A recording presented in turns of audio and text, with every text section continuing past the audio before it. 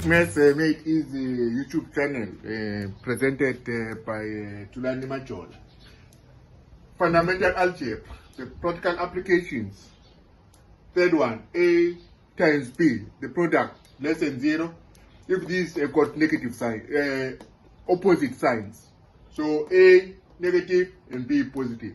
Or A positive and B must be negative.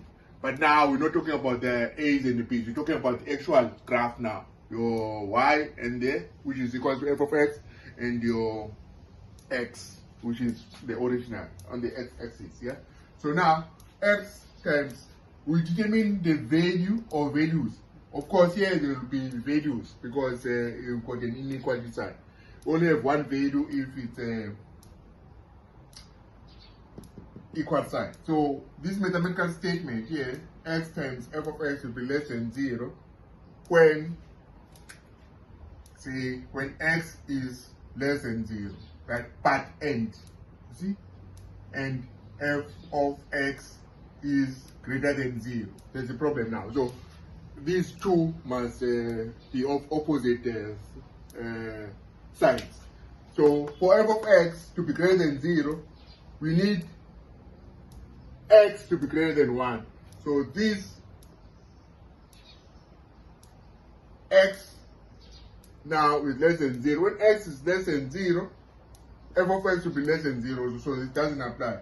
But when x, yes, x less than 0, this one does not apply. So we cut it off. So the first condition doesn't work. So let's try the second condition. So the second condition is when x is greater than 0 and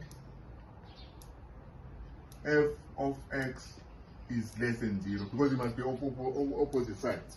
So when is f of x less than 0? F of x is less than 0 when x is less than 1, but also when x is greater than 0. So the solution for this is when x is between 0 and 1. So x is greater than 0 and less than 1. So you get your 2 marks for that one. So this, when you multiply x times f of x, you'll get an answer which is less than 0, because your f of x will be less than 0 when x is less than 1, but x is greater than 0. Yeah. So I hope you like, yeah, you like my, or you must like, yeah, you like my explanation of how maths make easy. This for grade 10s, 11s, and 12s. Yeah, most of them they just skip this question, but it's easy actually because you're just looking at the graph at the values of x. Yeah, so please subscribe and share with others.